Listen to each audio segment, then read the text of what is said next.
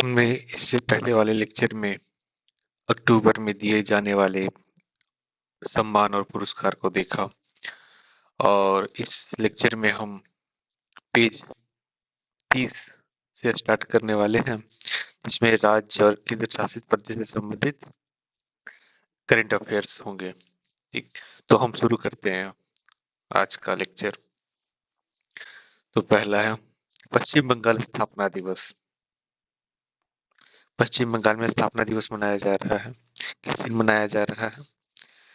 जब बंगाली कैलेंडर का पहला दिन होता है, जिसे पोइला बैसाख कहा जाता है। पोइला बैसाख, ठीक है ना? उसी दिन जो है पश्चिम बंगाल का स्थापना दिवस भी मनाया जा रहा है। बंगाली कैलेंडर के पहला दिन के दिन पोइला बैसाख होता है, जिसे अब पश्चिम बंगाल का स्थापना दिवस के रूप में मनाया जाएगा। ठीक है, विधानसभा ने ये घोषित कर दिया। दूसरा है कि टैगोर गीत, एक टैगोर गीत है जिसका नाम है बांग्लार माटी बांग्लार जूल, यानी कि बंगाल की मिट्टी और बंगाल का पानी, जो कि रविन्द्रनाथ टैगोर के द्वारा लिखा गया है। उसे जो है बंगाल का राजगान भी घोषित कर दिया गया है। ठीक, बंगलार माटी बांग्लार जूल।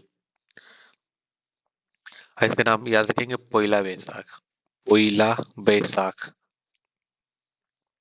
अतिरिक्त तथ्य के रूप में देखेंगे कि केंद्र ने 20 जून को रायस्थ रायस्थ दिवस के रूप में मनाने का प्रस्ताव रखा है। ठीक, 20 जून को। 21 जून को क्या मनाते हैं? 21 जून को मनाते हैं हम लोग योग दिवस। ठीक, उसके एक दिन पहले जो है, योग से पहले राज्यायत्व दिवस मनाएंगे। ठीक है ना? उसके बाद है ट्रांसजेंडरों के लिए पेंशन। तो ट्रांसजेंडर जो होते हैं, जिन्हें तीसरा लिंग भी कहा जाता है, उनको जो है उनके लिए पेंशन की व्यवस्था की गई। किसके द्वारा? झारखंड सरकार के द्वारा। ठीक, यानी कि अब जो है जो ट्रांसजेंडर गरीबी के कारण झार जंगलों में यानी झारखंड में जब रह जाते थे, अब उन्हें पेंशन देगी झारखंड सरकार। ठीक, तो अपनी सार्वभौमिक पेंशन योजना के तहत, अपनी सार्वभौमिक पेंशन योजना एक योजना है, अपनी सार्वभौमिक पेंशन, इस योजना के तहत में इन्हें दिया जाएगा। क्या क्या लाभ होंगे इन्हें? कि वित्तीय सहायता के रूप में 1,000 प्रति माह, 1,000 रुपये हर महीने दिया जाएगा। यानी रोजाना अगर देखें तो 33 रुपया 33 पैसा के आसपास पड़ेगा। ठीक, तो 1,000 रुपये प्रति माह दिया जाएगा किसी ट्रांसजेंडर को। और दूसरी बात कि उन्हें पिछड़ा वर्ग श्रेणी यानी कि बैकवर्ड कास्ट में जो है अद- उन्हें जो है बैकवर्ड कास्ट में भी शामिल करने का निर्णय लिया गया झारखंड सरकार के द्वारा। अब उन्हें झार जंगलों में रहना नहीं पड़ेगा, अब वो अच्छी तरह से जीवन जी सकते हैं। एक तो उन्हें शामिल करने, पिछड़ा वर्ग में शामिल करने की बात की जा रही है, दूसरा 1,000 रुपये प्रति माह देने की भी बात की जा रही है। एक अगला है बंगस वैली फेस्टिवल। ठीक है ना? बंगस वैली फेस्टिवल। फेस्टिवल तो फेस्टिवल मतलब कि त्योहार, वैली यानी कि घाटी, और बंगस, बंगस नाम है। ठीक है ना? बंगस वैली है एक, जो कि कुपवारा में, कहाँ के? जम्मू कश्मीर। ठीक है ना? जम्मू कश्मीर के कुपवारा जगह है, वहां पे बंगस वैली है। ठीक है ना? तो वहां पे वहां के एलजी मनोज सिन्हा है, उन्होंने जो उनके द्वारा उद्घाटन किया गया है। ठीक, तो उस घाटी में जो है इसका कौन सा फेस्टिवल का किया गया है? बंगस वैली में बंगस वैली फेस्टिवल का किया गया उद्घाटन। और उसका उद्देश्य रखा गया है कि बंगस घाटी की जो ग्रामीण और साहसिक पर्यटन क्षमता है, ठीक है ना, उनको उजागर करना है।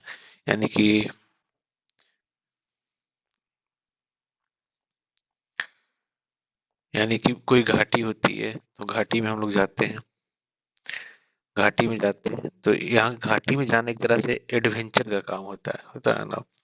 तो और ये बंगस वैली के आसपास जो है गांव बसा हुआ है, तो वहाँ की जो ग्रामीण पर्यटन क्षमता, यहाँ की ग्रामीण पर्यटन क्षमता, दूसरा यहाँ की एडवेंचरस या साहसिक पर्यटन क्षमता, दोनों को बढ़ाने का काम किया जाएगा बंगस। ठीक है ना? तो हम देखेंगे कि बंगस को किस तरह से बढ़ाया जाएगा। तो भाई वहाँ फेस्टिवल मनाया जा रहा है, दूसरा जो है इस तरह से जो है ग्रामीण और साहसिक पर्यटन क्षमता को उजागर किया जाएगा। ठीक है ना? अगला है मॉब लिंचिंग प्री मुआवजा योजना। हम देख रहे हैं कि आए दिन जो है मॉब लिंचिंग की घटनाएं जो है बढ़ती जा रही है, ठीक है ना। तो मध्य प्रदेश सरकार यानी एमपी की सरकार ने देखा कि उनके यहाँ जो मॉब लिंचिंग की घटनाएं बढ़ती जा रही है। मीडिया में भी कई मीडिया ने भी सवाल पूछा था वहाँ के जो जो मंत्री हैं, गृह मंत्री, गृह विभाग जिनके पास है, उनसे पूछा था कि आखिर ये मॉब लिंचिंग आपके राज्य में क्यों बढ़ता जा रहा है, ठीक है ना। तो मध्य प्रदेश में तो उन्होंने बोला था ठीक है हम इस पे रोकथाम करेंगे। तो उन्होंने जो एक मॉब लिंचिंग पीड़ित मुआवजा योजना स्टार्ट किया, जिसमें मॉब लिंचिंग होने के बाद जो है पीड़ित को मुआवजा दिया जाएगा। किसने किया है? मध्य प्रदेश ने किया है। मध्य प्रदेश, ठीक। होता क्या था, मध्य प्रदेश को हम कैसे याद रखेंगे? तो किसी व्यक्ति को जिसका मॉब लिंचिंग किया जाता था, उसको बीच में यानी मध्य में रखा जाता था, चारों तरफ से लोग उसको जो है पीट देते थे, ठीक है ना, पीट देते थे। यानी मध्य में रख करके उसको मॉब लिंचिंग कर दिया जाता था। तो इस तरह से हम याद रखेंगे मध्य प्रदेश से था, ठीक। उसके बाद जो है कहता है कि पीड़ितों और उनके आश्रितों को राहत और पुनर्वास प्रदान किया जाएगा। जिनको मॉब लिंचिंग कर दिया जाता है, तो उनसे जो पीड़ित होने वाले लोग हैं और उन पे जो आश्रित होने वाले लोग हैं, उन दोनों को राहत भी दिया जाएगा, ठीक है ना, और पुनर्वास भी प्रदान किया जाएगा, ठीक। और मुआवजे के रूप में अगर मान लीजिए मृत्यु हो जाती है तो 10 लाख रुपए देगा। इस योजना के तहत, जिसका नाम है मॉब लिंचिंग पीड़ित मुआवजा योजना, मॉब लिंचिंग पीड़ित मुआवजा योजना, ठीक। 10 लाख रुपए यानी 1 मिलियन, 10 लाख बराबर 1 मिलियन होता है, 1 मिलियन मिलेगा। यानी कि वो मिलियनियर हो जाएगा, हालांकि मृत्यु के बाद उसके परिवार को मिलेगा। और अगर मान लीजिए सिर्फ घायल होता है तो मिलेगा 4 से 6 लाख रुपया। यानी कि एवरेज निकाले तो, एवरेज अगर निकाला जाए तो 5 लाख, तो इसका आधा लगभग हो गया ना। तो घायल होने पे 5 लाख रुपए के आसपास, और जो है मृत्यु होने पे 10 लाख रुपए मिलेगा। और अतिरिक्त तथ्य के रूप में देखते हैं, इसमें एक जो है मामला यानी कि वाद आया था, जिसमें था तहसीन यस पूनावाला मामला, ठीक है, 2018 में आया था, जिसमें सुप्रीम कोर्ट ने राज्य सरकारों को लिंचिंग या भीड़ हिंसा पीड़ित मुआवजा योजना तैयार करने का निर्देश दिया था। तो ये जो मॉब लिंचिंग पीड़ित मुआवजा योजना लाई गई है, तो ये इसका जो बैकग्राउंड है या फिर जो बेस है, जो आधार है, वो तहसीन यस पूनावाला मामला में ही तैयार हो गया था, जिसमें सुप्रीम कोर्ट ने राज्य सरकारों को लिंचिंग या भीड़ हिंसा पीड़ित मुआवजा तैयार करने का निर्देश दिया था। किस मामले में? तहसीन, ठीक है ना, तहसीन एस पूनावाला, तहसीन।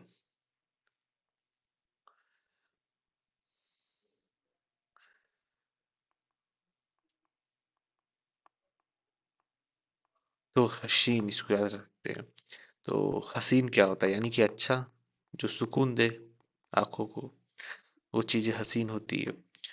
तो मान लीजिए किसी को मॉब लिंचिंग हो जाती है, मॉब लिंचिंग होने के बाद वो हसीन तो नहीं होगा, लेकिन जब उसको मुआवजा दिया जाएगा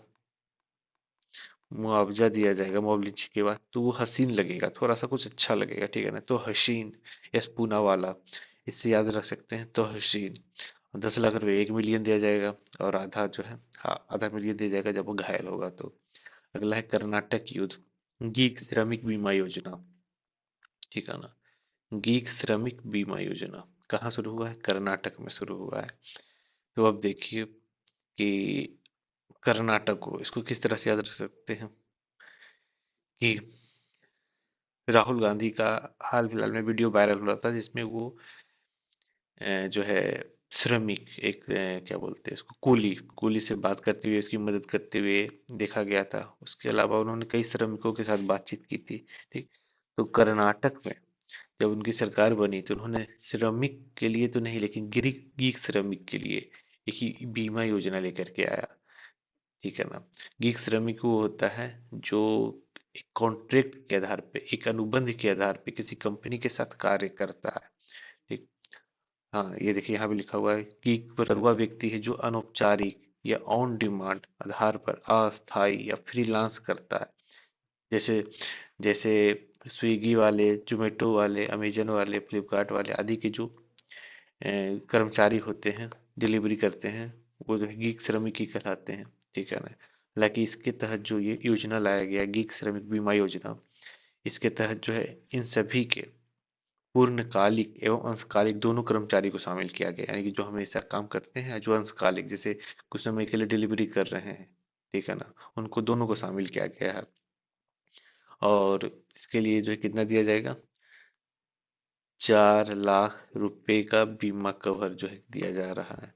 2 लाख रुपए का जीवन बीमा, 2 लाख रुपए का जीवन बीमा, 2 लाख रुपए का दुर्घटना बीमा, 4 लाख रुपए दिया जा रहा है। बोलता नहीं जीने के हैं 4 दिन, तो उससे ज्यादा सकते हैं। 4 दिन है तो 4 लाख रुपए दिया जाएगा। इसमें जीने हैं तो यानी जीवन, जिसमें 2 लाख रुपए जीवन हो गया, ठीक है ना। 2 लाख जीवन और 2 लाख रुपए दुर्घटना, ठीक। तो कर्नाटक में हो रहा है, कर्नाटक में सरकार बनी है अभी, पता ही है, कांग्रेस की बनी है, ठीक। उसके बाद की वर्कर, उसके बाद यूनिटी मॉल। यूनिटी मॉल जो है कहाँ खोला गया है, उत्तर प्रदेश में। 3 यूनिटी मॉल खोला गया है, ठीक है ना। उत्तर प्रदेश में 3 यूनिटी मॉल खोला गया है। तो यूनिटी की बात जब भी होती है तो बोलते हैं ना डबल इंजन की सरकार। सबसे ज्यादा इसका प्रचार कहाँ किया जा रहा है, योगी मोदी की जब बात होती है, यूनिटी की बात होती है, तो योगी प्लस मोदी की यूनिटी, है ना, की यूनिटी की बात होती है। तो दोनों ने मिल करके एक मॉल खोला, यानी कि योगी सरकार ने यूपी में एक मॉल खोला है।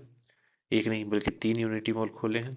एक तो वहाँ की राजधानी लखनऊ में, दूसरा सबसे ज्यादा टूरिस्ट जहाँ आते हैं, मतलब दुनिया का आश्चर्य में से एक ताजमहल वहाँ है, वहाँ मॉल खोला है ताकि फॉरेनर सब आए।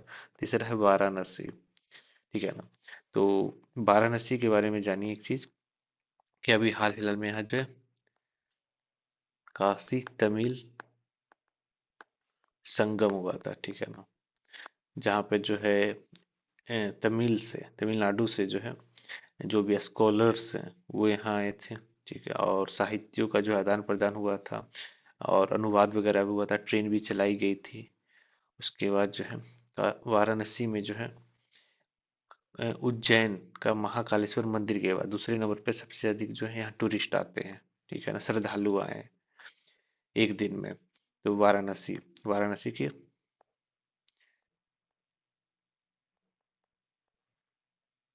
मंदिर में, भोले बाबा के मंदिर में, ठीक। उसके बाद आते हैं अगले, तो अगला है मुख्यमंत्री संपूर्ण पुष्टि योजना। मुख्यमंत्री संपूर्ण पुष्टि योजना, इसके द्वारा उड़ीसा का, देखिए संपूर्ण पुष्टि, तो पुष्टि से याद कीजिए, पुष्टि जो है वो पौष्टिकता से, पुष्ट बोलता है ना, हष्ट पुष्ट हो गया कोई व्यक्ति, यानी संपूर्ण रूप से हष्ट पुष्ट हो गया। तो हष्ट पुष्ट कब होगा, जब जो है वो उसे जो है सारे पोषक तत्व मिलेंगे तभी। और पोषक तत्वों के लिए, पोषक पोषक तत्वों के लिए, ठीक है ना, पोषक तत्व मिलेंगे तभी, ठीक। तो और पोषक तत्वों के लिए क्या है, बहुत सारा डिश, है ना, डिशों को दिया जाता है, डिश, एक से एक डिश खिलाया जाता है, पौष्टिक डिश खिलाया जाता है, तो वो डिशा भी याद रख लेंगे डिश से, ठीक है ना। और पोषक तत्वों की पुष्टि के लिए, संपूर्ण पुष्टि के लिए, ठीक। लेकिन इसमें कवरेज किसको दिया जा रहा है, एक्चुअली कवरेज ये सिर्फ किशोरियों को दिया जा रहा है, ठीक है ना। और साथ ही साथ जो गर्भवती महिलाएं और गर्भवती माताएं हैं, उनको जो है अतिरिक्त सूखा भोजन उपलब्ध करवाया जाएगा, ठीक। किशोरियों को पोषक तत्व की खुराक दी जाएगी, और गर्भवती महिला और गर्भवती माता जो है उनको जो है अतिरिक्त सूखा भोजन उपलब्ध कराया जाएगा, ठीक। तो इसको याद रखें, संपूर्ण पुष्टि योजना संपूर्ण रूप से हष्ट पुष्ट हो जाएगी। दूसरा है कि उनको तरह तरह का टिक दिया जाएगा ताकि उनका जो है किशोरियों के अंदर जो है पोषक तत्वों की खुराक होगी डिश के माध्यम से कई तरह के। और गर्भवती महिलाओं को या गर्भवती माताओं को जो है अतिरिक्त सूखा भोजन उपलब्ध करवाया जाएगा। अगला है मंदिर संग्रहालय। तो मंदिर संग्रहालय कहाँ बनेगा, यूपी में। अभी देख ही रहे हैं राम मंदिर की कितनी चर्चा हो रही है ना। पूरा देश ही जिसे लगता है राममय हो गया है, क्यों, राम मंदिर की वजह से। तो राम मंदिर संग्रहालय कहाँ खोला जाएगा? ऑफ कोर्स यूपी में ही खोला जाएगा, अयोध्या की वजह से। ठीक है ना, स्थान भी देखिए अयोध्या ही है, यहाँ मंदिर संग्रहालय खोला जाएगा। संग्रह करेंगे जो भी मंदिर से प्राप्त होने वाली चीजें हैं या फिर जो पुरानी चीजें हैं उनको संग्रह करके जो है संग्रहालय में डाल दिया जाएगा। ठीक। अगला जो है सरकारी नौकरियों में आरक्षण। तो मध्य प्रदेश में सरकारी नौकरियों में महिलाओं के लिए आरक्षण बढ़ाकर 35% कर दिया गया है। सरकारी नौकरियों में महिलाओं के लिए 35% कर दिया गया है। वर्तमान में ये 30% है, यानी 30% से बढ़ाकर 35% कर दिया गया है। और शिक्षक भर्ती में महिलाओं के लिए 50% कर दिया गया है। ठीक। तो कैसे याद रखेंगे? देखिए 30 पहले था। ठीक। तो उसको 30 से 35 कर दिया, 5 बढ़ा दिया, और शिक्षक भर्ती में 50% कर दिया। यानी कि महिला आधा टीचर होगी, अब आधा पुरुष टीचर होंगे, दोनों होंगे, तभी ना दोनों को पढ़ा पाएंगे। ठीक है ना। उसके बाद है अगला लाडली बहना योजना के तहत जो वित्तीय सहायता 1,000 रुपये से बढ़ा करके 1,250 रुपये प्रति माह कर दी गई है। ठीक। तो 1,000 रुपये हमने क्या देखा था? 1,000 रुपये, 1,000 रुपये झारखंड सरकार के द्वारा जो था, जिसे ट्रांसजेंडर को पेंशन के रूप में प्रति माह दिया जा रहा था। ठीक। तो मध्य प्रदेश एमपी की सरकार ने देखा कि झारखंड के द्वारा ट्रांसजेंडर को जब 1,000 रुपये दिया जा रहा है, तो हम अपनी लाडली बहना, देखिए जो ये बहना की बात आती है ना, लाडली बहना वगैरह, ये नाम जो है शिवराज सिंह चौहान, जिन्हें मामा मामा कहा जाता है, और वहाँ की जो महिलाएं हैं उन्हें जो है वो बहन मानते हैं, तो लाडली बहना इसलिए उन्होंने नाम रखा है। ठीक। उन्होंने देखा जब ट्रांसजेंडर को 1,000 रुपये झारखंड सरकार देने को तैयार है, तो हम 1,000 से बढ़ा करके कम से कम उसमें 25% की बढ़ोतरी करके 1,250 रुपये देते हैं प्रति माह। ठीक है ना। जो उन्होंने 1,250 कर दिया। तो ये हो गया हमारे राज्य केंद्र शासित प्रदेश। अब अगला आते हैं पर्यावरण पे। ठीक। पर्यावरण के बारे में पढ़ते हैं। तो ये देखिए 100% इथेनॉल से चलने वाली कार की बात की जा रही है। तो 100% इथेनॉल से चलने वाली कार नितिन गडकरी ने दुनिया की पहली BS6 100% इथेनॉल से चलने वाली कार का अनावरण किया। सबसे इम्पोर्टेंट बात है कि दुनिया की पहली है। ठीक है ना। और BS जो है ना, एक तरह से समझिए ये 6 है, B से होता है भारत, और S से क्या होता है, मतलब कि एक इंजन का टाइप है। ठीक है ना। जो कि भारत नाम से स्टार्ट होता है, और ये 6th वर्जन है। इसमें जो है बहुत कम जो है फ्यूल यूज करके बहुत ही कम पोल्यूशन होता है, पोल्यूशन होता है। ठीक। तो और तो इसी के में जो है दुनिया की पहली 100% इथेनॉल से चलने वाली कार का अनावरण किया नितिन गडकरी। पता ही है, हमारे सड़क एवं राजमार्ग मंत्री हैं, ये बहुत अच्छा काम भी कर रहे हैं। तो BS6 जो है 100% इथेनॉल से चलने वाली कार का अनावरण किया उन्होंने। कार का नाम क्या दिया उन्होंने? Toyota Innova high cross. ठीक है ना। इनोवा, देखेंगे कि इनोवा, इनोवा का मतलब क्या होगा? इनोवेशन, एक यूनिक इनोवेशन है ये, है ना, यूनिक इनोवेशन है कि 100% इथेनॉल से चलेगी, दुनिया की पहली इनोवेशन एक तरह से है। ठीक है ना। टोयोटा को याद रख सकते हैं।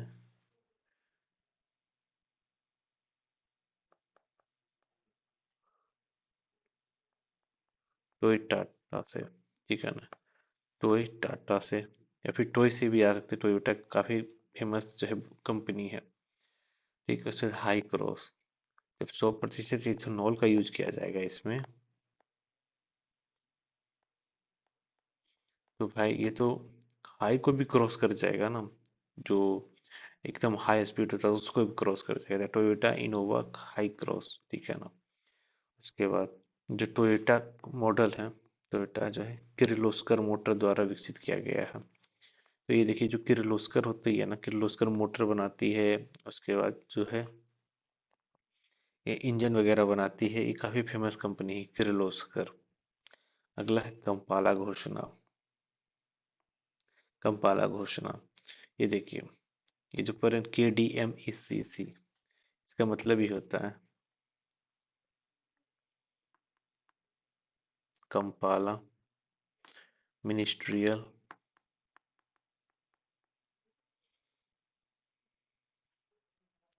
डिक्लेरेशन। यानी कि कंपाला का जो है मिनिस्ट्रियल का डिक्लेरेशन यानी घोषणा है, किस चीज पे? ये है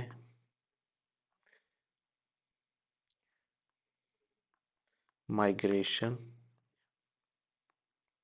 जिसको हिंदी में प्रवासन बोलते हैं। इन्वायरमेंट, यानी कि पर्यावरण। एंड क्लाइमेट चेंज, जिसे बोलते हैं जलवायु परिवर्तन, ठीक है ना। तो ये जो है कंपाला घोषणा की गई है। कंपाला क्या है? युगांडा की राजधानी है। युगांडा की राजधानी कंपाला, इसे याद रखिएगा। युगांडा की राजधानी कंपाला, युगांडा की राजधानी कंपाला। उसके बाद जो है घोषणा की गई, सभी लोगों ने सहमत हुए हैं।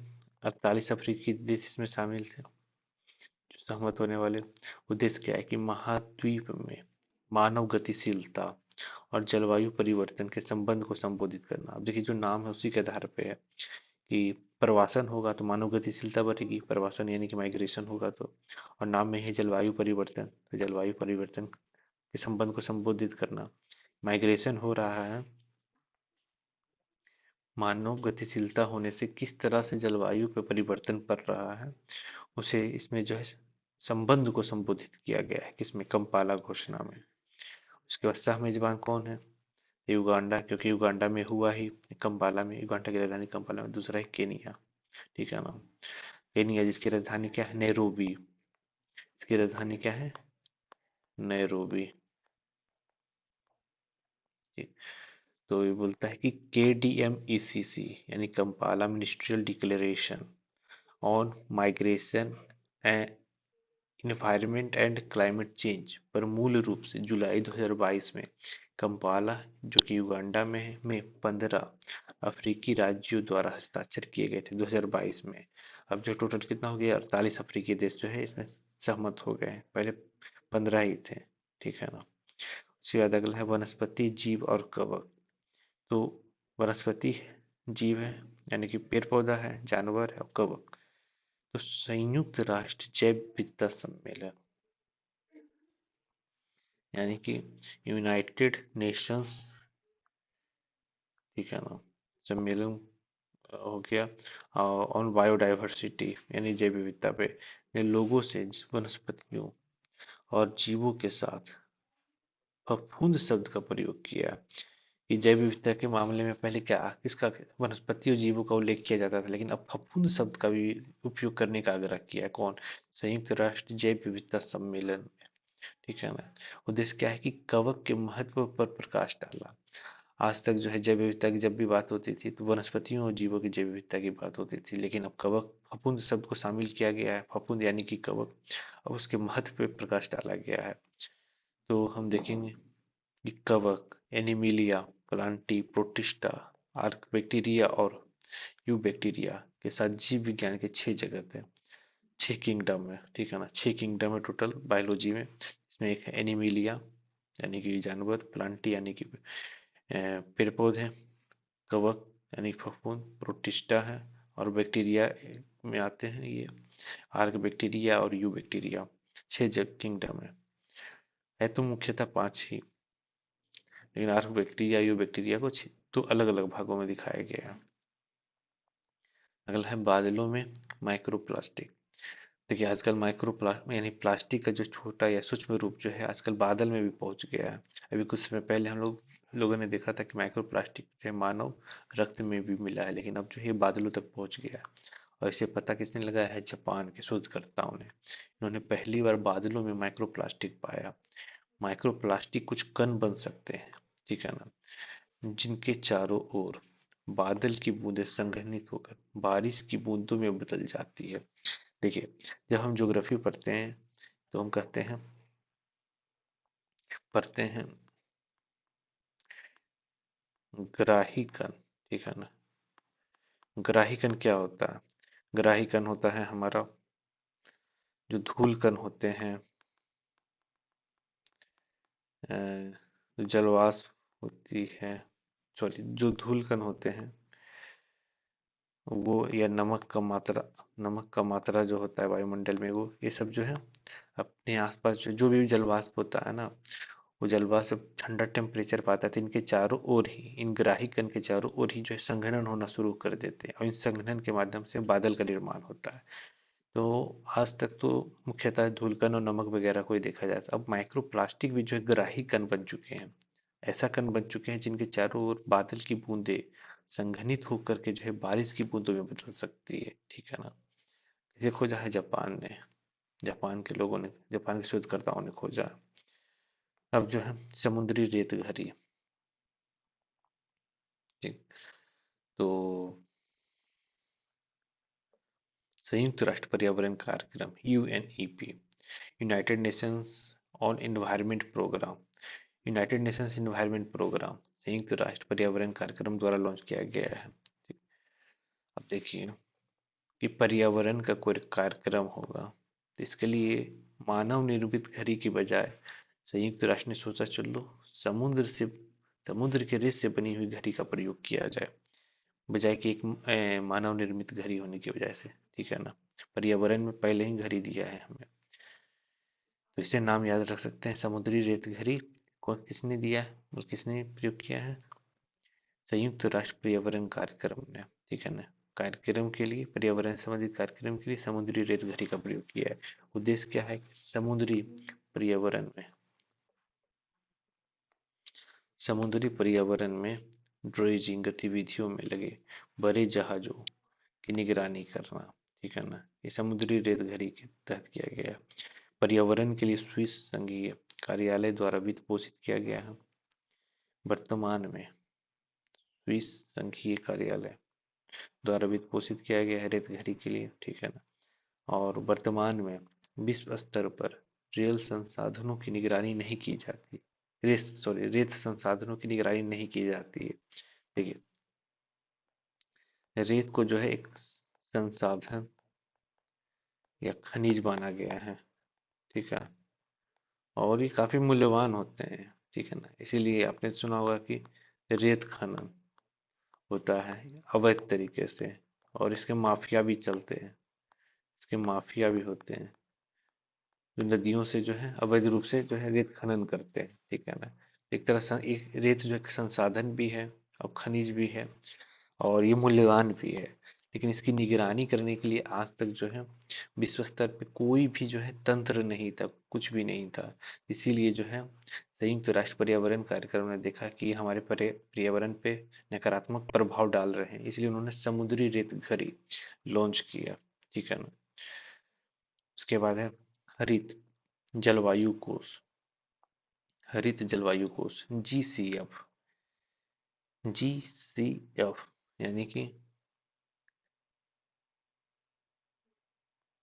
ग्रीन क्लाइमेट फंड, हरित जलवायु कोष। तो बोलता है ब्रिटेन जो है $2 बिलियन इसको प्रदान करेगा, और इसका उद्देश्य है कि विकासशील देशों को जलवायु परिवर्तन से निपटने में मदद करना, ठीक है ना। उसके बाद जो है जो विकासशील देश हैं उनको जलवायु परिवर्तन से निपटने में मदद करेगा, इसमें ब्रिटेन जो है $2 बिलियन देगा, ठीक है ना। बी से ब्रिटेन, बी से बिलियन, लेकिन बिलियन कितना? 2 बिलियन, 2 बिलियन, ठीक है ना, 2 बिलियन। और बी से विकासशील देशों के लिए, ठीक। जीएफसी यानी कि जीसीएफ ग्रीन क्लाइमेट फंड या ग्रीन फंड फॉर क्लाइमेट, जो ये 2010 में कैनकन मेक्सिको में संयुक्त राष्ट्र जलवायु परिवर्तन सम्मेलन के दौरान की गई थी। कैनकून समझौते 2010 में ग्रीन फंड की यानी हरित जलवायु कोष की स्थापना की गई थी 2010 में कैनकन मेक्सिको। ठीक है ना। ताकि जो मैक्सिमम जो हानि हो रही है, जलवायु परिवर्तन हो रहा है, जिसकी वजह से समस्याएं हो रही विकासशील देशों में, उनसे निपटा जा सके। तो एक कैनकन में हुआ था। यानी कि तो कैसे याद रखेंगे कि कन कन में मैक्सिमम चेंज हो रहा है, मेक्सिको से मैक्सिमम, कन कन मैक्सिमम जलवायु परिवर्तन हो रहे हैं। ठीक है ना। परिवर्तन हो रहे हैं, इसलिए 2010 में GCF यानी ग्रीन क्लाइमेट फंड की स्थापना की गई। ठीक है। उसके आगे देखते हैं। क्रूज नौकाओं पर प्रतिबंध। जो क्रूज नौकाएं होती है उन पे जो है प्रतिबंध लगाया गया है। क्यों प्रतिबंध लगाया गया है? पर्यावरण की दृष्टि से। ठीक है ना। किसने लगाया? नेशनल ग्रीन ट्रिब्यूनल, जिसको NGT कहते हैं। ठीक। तो आपको पता ही है, एक तरह से एक न्याय करती है पर्यावरण से संबंधित नेशनल ग्रीन ट्रिब्यूनल। उन्होंने मध्य प्रदेश के अपर लेक, जो कि भोज वेटलैंड में है, पता ही, राजा भोज का संबंध जो है मध्य प्रदेश से ये था। उनका शासन भी मध्य प्रदेश में ही था। ठीक है ना। तो भोज वेटलैंड, एक वेटलैंड भी है ये, वेटलैंड भी है ये, जिसको आर्द्र भूमि कहते हैं हिंदी में। तो भोज वेटलैंड, जो वहाँ एक अपर लेक है, ऊपर में स्थित है, ऊपर में स्थित लेक है। ये लेक है,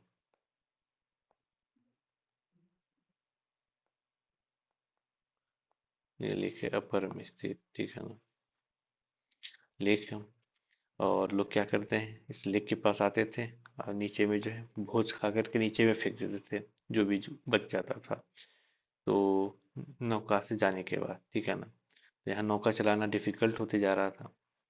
नौका चलाना डिफिकल्ट होते जा रहा था, तो नेशनल ग्रीन ट्रिब्यूनल ने बोला कि जो ये अपर लेक है, इसमें जो भोज वेटलैंड में आता है वहाँ क्रूज नौकाएं नहीं चलेगी अब, क्योंकि लोग जो है खा करके भोज के बाद फेंक देते थे अपर लेक में।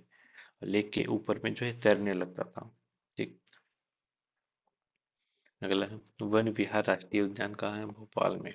वन विहार राष्ट्रीय उद्यान कहाँ है? भोपाल में है। वन विहार राष्ट्रीय उद्यान।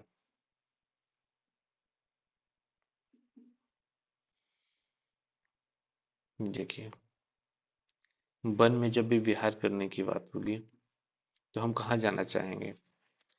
जो सबसे स्वच्छ जगह हो। ठीक है ना। या सबसे स्वच्छ राज्य हो। तो इंदौर कहाँ आता है? इंदौर जो सबसे स्वच्छ शहर माना जाता है, कहाँ आता है? मध्य प्रदेश में। अब मध्य प्रदेश की राजधानी भोपाल है। तो वन विहार जब भी जाना होगा तो हम कहाँ जाएंगे? मध्य प्रदेश जाएंगे, या फिर मध्य प्रदेश की राजधानी भोपाल में जाएंगे। ठीक है ना। तो वन विहार राष्ट्रीय उद्यान कहाँ है? भोपाल में। वन विहार राष्ट्रीय उद्यान कहाँ है? भोपाल में। अगला देखते हैं, धौलपुर करौली टाइगर रिजर्व। ठीक। तो ये राजस्थान में हुआ है, धौलपुर करौली। धौलपुर करौली, इसको हम कैसे याद रख सकते हैं? देखिए, धौल है, इसको हम धूल याद रख सकते हैं। तो आपको पता है कि राजस्थान में जो है मरुस्थल है, मरुस्थल में बालू या धूल उड़ता रहता है। तो इसको जो है धौलपुर, यानी धूल पूरा उड़ते रहता है। कहाँ? राजस्थान के रेगिस्तानों में। ठीक है ना। तो धौलपुर याद रहेगा, धौलपुर करौली। तो ये जो है वहाँ, वहाँ बाघ रिजर्व बनाया गया है। धूल उड़ता रहता था पहले, लेकिन अब जो है वहाँ बाघ रिजर्व बना दिया गया है, स्वीकृत कर दिया गया है, और वहाँ का वो पांचवा है। ठीक है ना। पांचवा टाइगर रिजर्व है स्वीकृत होने वाले। तो अनुमोदन कौन करता है? अनुमोदन करता है हमारा राष्ट्रीय बाघ संरक्षण प्राधिकरण, एक है, वही अनुमोदन करता है। ठीक है ना। जो कि किसके तहत आता है? ये आता है पर्यावरण, वन और जलवायु परिवर्तन मंत्रालय के द्वारा। पर्यावरण, वन और जलवायु परिवर्तन मंत्रालय। अब मंत्री कौन है? भूपेंद्र, भूपेंद्र करके नाम था ना, कल हमने देखा था, ट्रिक से भी याद किया था। तो ये भूपेंद्र वन और जलवायु परिवर्तन मंत्रालय के हैं। और इनकी इसके अंतर्गत क्या आता है, राष्ट्रीय बाघ संरक्षण प्राधिकरण आता है जो कि इसको अनुमोदन करता है, ठीक है ना, अप्रूवल देता है। अगला है कि ये जो है भारत का 54वां बाघ अभ्यारण्य होगा, 54th यानी 54वां होगा। राजस्थान का 5वां, और भारत का जो है 54वां। 5 के बाद क्या आता है, मतलब 5 के पहले क्या आता है, 4। 5 के बाद, 5 के पहले 4 आता है, तो 5 4 54 हो गया ना, 54वां बाघ अभ्यारण्य है। ठीक, राजस्थान में अन्य 4 टाइगर रिजर्व कौन कौन से हैं? एक रणथंभौर है, दूसरा सरिस्का है, तीसरा मुकुंदरा हिल्स है, चौथा रामगढ़ विस्तारी है।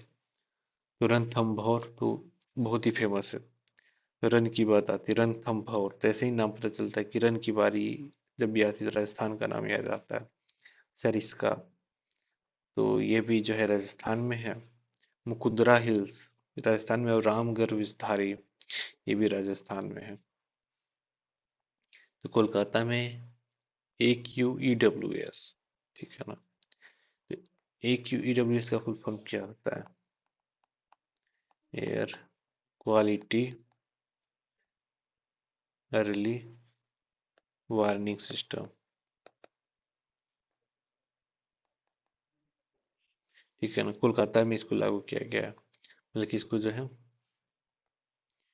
वायु गुणवत्ता प्रारंभिक चेतावनी प्रणाली, जिसको इंग्लिश में बोलते हैं air quality early warning system, इसको पाने वाला तीसरा भारतीय शहर बन गया। तीसरा भारतीय शहर बन गया कौन? कोलकाता, ठीक है ना।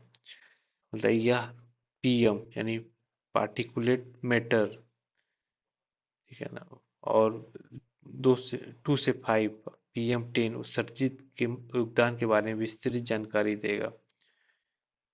उसके बाद ये जो है AQWS वाले अन्य 2 शहर कौन कौन से? दिल्ली और पुणे। दिल्ली और पुणे का तीसरा कौन बन गया? कोलकाता बन गया है। दिल्ली सबसे ज्यादा पोल्यूशन होता है, एयर क्वालिटी खराब रहती है। फिर पुणे, पुणे में भी खराब रहती है। तीसरा कोलकाता को शामिल किया गया, ठीक है ना।